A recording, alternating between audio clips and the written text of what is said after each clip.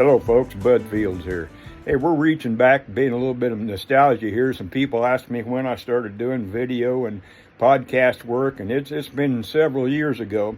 But I got permission from Mr. Grant Davis of Walton Webcasting and Mr. Dan Oakes, the gentleman that purchased the Kokomo Perspective, and I was doing some work for them on videos. And I got permission from them to use some of the old footage just to kind of show you a much younger me and how I got my start doing podcast work. I hope you enjoy it and bear with us, and you guys have a great time. See you later with more episodes of Outdoors with Bud. Thank you. Blue light flashing down the railroad track, blue smoke rolling from the old smokestack, old blue train. Don't leave me behind. We got any outdoor enthusiasts here in the room today? Anybody like to hunt, fish, and camp? Okay, well, you know, it's awfully difficult sometimes to entertain people about the outdoor lifestyle if they're not into it. But that's like I tell everybody, this is something that I started out with years ago, and I never outgrew it, and to be honest with you, I don't believe I ever will. And if I do, I think they might as well just plant me in the ground, because the outdoor life to me is everything. They say, don't you ever get tired of it? I fish between 90 and 100 bass tournaments a season. And they say, do you get tired of doing that? I don't get tired of it, I get tired from it. And my wife, what's her name? You know, they said, do you ever have any trouble getting out of the house, especially during hunting season? If we've got any hunters, I'll tell you, I guarantee you a way to get out of the house. When you go in and shave, instead of using that real good smelly stuff that makes you be like Burt Reynolds, get a bottle of skunk screen. Put that on your face and then snuggle with your wife on the couch. I guarantee you, you're going to get out of the house. Now, you may not be on your feet when you get out of the house, but you're out. Once you're out the door, it's up to you to do whatever you want to do. And a lot of people say you can't be married very long. My wife and I celebrated our 48th anniversary on May the 28th. And they call Clark Kent Superman. I mean, I know some of you people here have been married a lot longer than that, but I give my wife a hard time, but I wouldn't trade her in, because this wife lets me hunt and fish, and I've got some brothers that cannot do that, and I'm a non-violent man, but if my wife told me no, you would probably be reading my name in the paper. But I think I've probably got one of the best jobs around, being the outdoor columnist for the Kokomo Perspective. I mean, I've hunted and fished my entire life. How did I get started? My parents had a cottage on the river. I was only maybe 4 years old, and a lot of my youth, I was running along the riverbank. I'm sure a number of you will remember the old Campbell soup cans. Well, I had a Campbell soup can of worms in one hand and a fishing pole in the other, and if I could find a rock or a stump, I would sit down there and I'd fish. And I remember some of the old black and white photographs. Normally when I'm speaking to people and I mention a black and white photograph, they look at me like, what? But that was back before our modern technology of the day. My mom had a picture of me. We had one of the little rubber swimming pools that had like 3 rings on it. It was maybe a foot deep. I never did use that to swim in or wade in. I put fish in it. We had a creek around the back of the house. My dad would put fish in that, and she had pictures of me sitting out there on the ground with a fishing pole trying to catch those fish. She never had to wonder where I was. She could always look out there, and I was always there, daylight till dark. And if anybody would have told me back in those days that today I would own one of these high-performance bass boats, and I would be getting up at 1 o'clock every morning and driving 3 hours to the lake, it's a dirty job, but somebody has to do it. People say, you've got to get tired of that. No, I don't. And if I ever did, I probably wouldn't feel this thumping in my chest right now, because it means so much to me. But fishing can be very rewarding. It can be very, well, I don't want to say it, aggravating. Because basically what a guy said once about a fisherman, it's a jerk on one end of the pole, waiting for a jerk on the other end of the pole. Fishing to me is all about it. I enjoy working with kids. As Harold mentioned earlier, I've been involved with this Jim Moose Gardens Kids Fishing Clinic here in Kokomo for 30 years. My good friend John Martino, he's the program director. I'm kind of a program co-director of it, but it's so rewarding over the years. I've been a classroom instructor for, well, 30 years and a boat captain for most of that too. Is when I'm up there and I'm addressing a room of kids and I look over and at their parents, and the parents has also been through that same program over that 30 years. Now they're coming back bringing their kids. Then you get to thinking, boy, that kid's getting old, you know, but it beats the alternative, doesn't it? But my deal with the Kokomo perspective, I'm so thankful. I mean, everybody told me once I left Chrysler, we knew you would get a job like this. I work a lot of boat shows and hunting and fishing expos. I travel all around the United States. I get to see a lot of things that I can't afford now. And I always tell my wife, I don't really need nothing this year, but yet I come home with 2 Penske trucks falling behind my pickup truck, you know, to haul everything back. But what I really enjoy about it is meeting people, just like getting invitations to come out here. And Harold said he's been through one of my presentations in the past, and I always thought he was smarter than that, but he invited me to come again.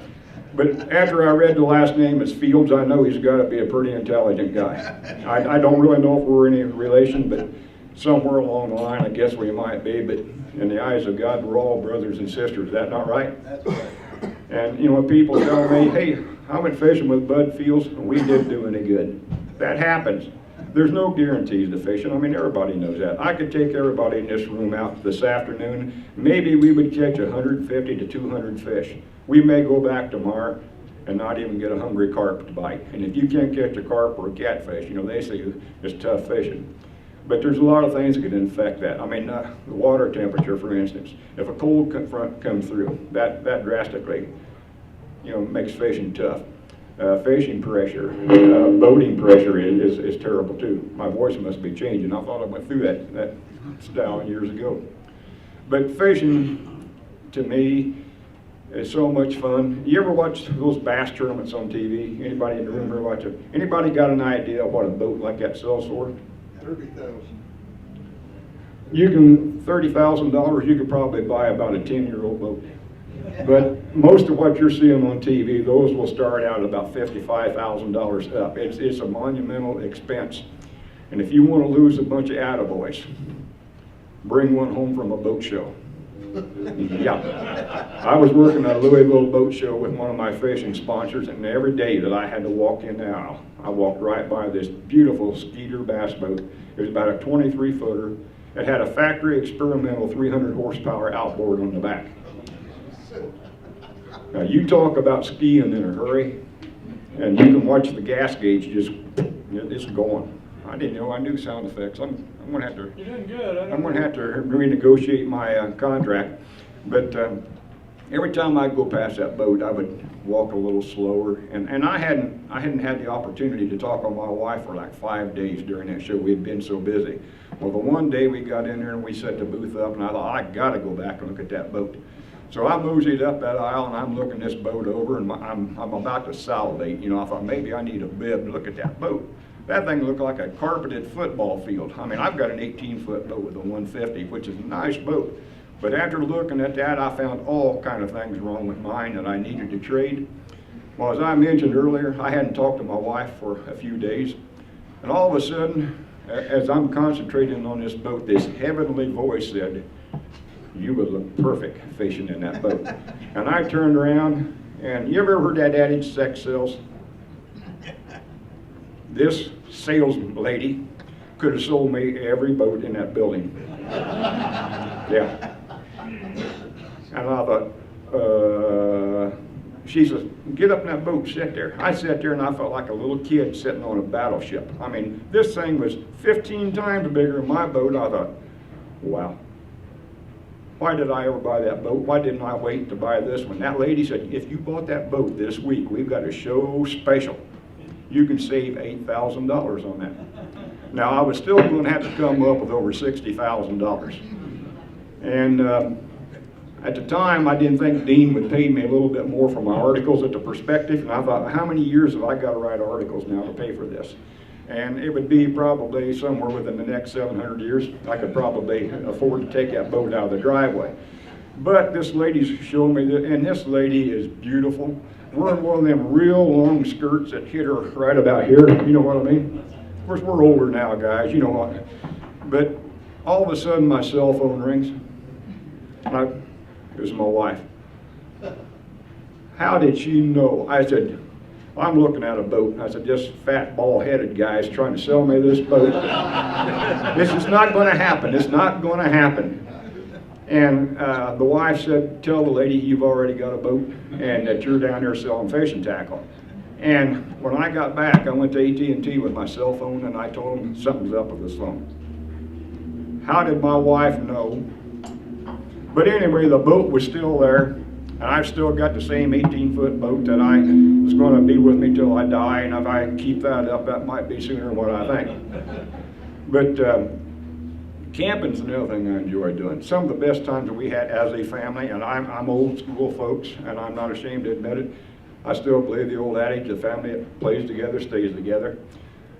We had 2 children, a son and a daughter, that we brought up camping and fishing, and we never forced it on them. We made it available to them. My wife asked me, she said, being the outdoors enthusiast nut that you are, what are you going to do if our kids are not outdoors related? That was going to be up to them. I wanted them to do it because they enjoyed it, not just to please me. But now my kids have grown up. They're about my age now. They've got their own families. I'm proud to say that we've got 6 grandchildren. We've got 2 great grandkids. Every one of my grandkids, before they left the nursery, they had a fishing pole. When we found out whether we had a grandson or a granddaughter, I boogied down and I either got them a pink or a blue fishing pole. And I presented it to them the same way with the great-grandkids. And the Riley affiliation you guys got, you have my admiration on that. We had a great-granddaughter was born with a heart defect, and they repaired her, and she was only 4 months old when she had the surgery, and today you would never know a thing was wrong with her. And every time we've gone anywhere and there's been a Riley bucket there or something, you bet we're going to put it in there because it did affect our life and everything. But we was talking about everything that I do with the Kokomo Perspective. A lot of my success I do owe to the Kokomo Perspective because, like I say, I get to meet a lot of people like you. I've been with the Bonavista organization a number of times a year, the Kinsey Youth Center, not only in Howard County, but some of the other counties around. I live in Cass County, and every time somebody contacts me, it's always an honor to come in there and talk with them. And I know, yes, I do a lot of deer hunting. A lot of people are not too up on deer hunting, but it's not for everybody. But neither, again, is bowling, tennis, but I respect that individual's right to do what they enjoy to do with their life, and I kind of hope to get that same respect. But I have people approach me in the mall. Aren't you the guy that writes the articles? I said, yes, I am. Well, it's very flattering when somebody says, you know, I tried what you had mentioned in your article. Maybe they got their first fish, or maybe their kid got a first fish, or maybe they took their first deer, you know. But it was very rewarding. But I also kind of get less than cordial comments from some people. You know, I don't know how you can do this or how you can do that. Well, that's just part of it. You've got to be thick-skinned. But it's so much fun when you do hear that you've helped somebody out. But through the years, if I had it to do all over again, ladies and gentlemen, to be perfectly honest with you, I would not change a thing. But does anybody have any questions as far as like anything to do with camping and fishing and stuff? It's so much fun. Gets you out of doing the dishes a lot too. Yes, sir. How many percentage-wise, how many fish do you keep that's legal? Well, for instance, when we're fishing a bass tournament, everything is catch and release. Okay. When we catch, we're allowed to catch 5 bass, for instance. We take them in, they have to be a certain length, 14 inches in the state of Indiana. You're allowed to keep 5 to turn in. What you do, you try to keep the 5 largest. Well, then you take them in, they record it, they weigh it, they take it right back and release it into the water. And you're penalized if it's a dead fish. I mean, we've got aerated live wells, we've got sedatives that we can add to the water to make them relax. And it's not so much that we're out there to really hurt the fishing, because we want to release the fish. And I mentioned that on camera. I've had guys that call me, last segment, you caught a nice bass and you released it. Why did you do that? Well, maybe tomorrow maybe this young man over here to my right, he might go out there and catch that fish and he'll have that same enjoyment that I did. But pan fishing, I love to eat fish. I just don't eat very many bass. But It's good. The bass are good, but I'll catch them. I'll take a picture of them. I try to make them famous on my program, then I release it. But other than that, crappie, bluegill, perch, walleye, it's hard to beat for short lunch. Yeah. Any other questions, Lee? How we doing on time? We're good, good, yeah. Yes, sir. I just got a comment, for Father's Day present, two of my kids took me fishing on Cinema Saturday. Yeah. And we fished in a way that I hadn't fished for a long time. We spent 4 hours out there. All we did was put a slip bobber on, a minnow on, and sit there for 4 hours. We caught about a dozen fish, and that was the most relaxing 4 hours and the most fun I think I've had for a long time fishing. So you don't need a lot of money or That's right. or equipment or anything. That's another thing. Everybody asks me, do I have to have a $60,000 bass boat to fish? Well, I'm going to admit it to you, but I won't admit it to my wife. No, you don't.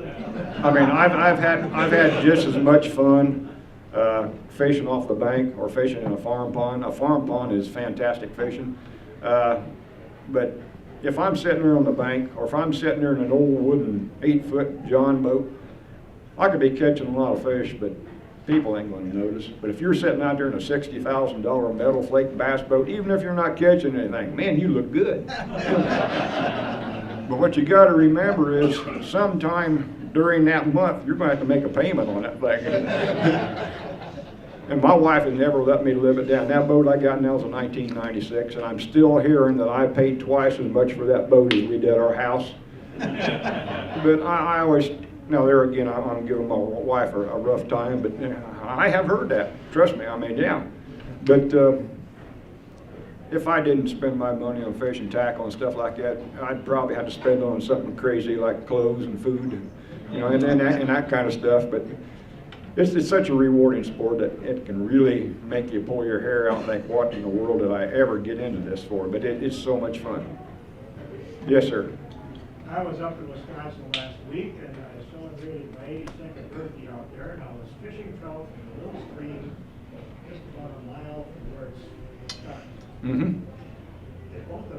I had good luck fishing trout. I've fished it all my life. The grass is quite high now. All the most exciting, besides catching fish, when you walk through that tall grass and you step on the frog, Yeah. Yes. you scared the daylights out of Oh, yeah. Oh, I've got some stories that I could tell that some took and my. then there's a mother out there. Now, she's usually not too far away if it's still in spots and everything, unless she's had an accident. She's not too far away, but she might be trying to lead you away from that young one. Eagle, I saw ospreys, I saw fox. I'm glad you said that. I was doing a speaking engagement down in Noblesville. They've got a fantastic nature center down there, and I really felt comfortable talking to these people because everybody there were outdoors people. It wasn't like I'm going to say something that's going to offend somebody. How we doing, Jeff? 5? Okay, 5 more hours, minutes. Okay. I just stand up when it's 5, 6 minutes. Oh, Also saw a nice buck. kick him on the leg there. The horns are coming out. Yeah, they shed those antlers every year. So long, so they're going to be a beautiful rack on them. Well, When they get all going. the first fish I ever caught, I could never understand why my dad was so excited. I mean, I was a kid that caught the fish, but my dad, he was jumping around like a teenager, and I never did figure it out until I become a father myself. Then I seen my kids catch their first fish. I was jumping around just like my dad.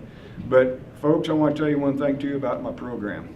I'd like for you to visit it and view it and comment on it. But in closing, if you're going to be offended by seeing the American flag wave, or if you're going to be offended by maybe hearing a prayer, I've got a minister of the church that loves to fish, and he's going to be one of my guests on the program. Or if you're going to be offended, sometimes if I catch a fish, I take my old cap off and I'll look up and I'll thank my dad for getting me fishing. You may not want to watch my show because you will see the American flag wave, and you will hear some prayer, and you're going to see me thanking my dad. Amen. Thank you. It's been an honor.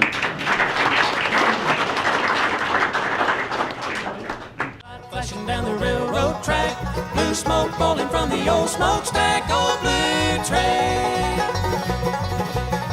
Don't leave me behind.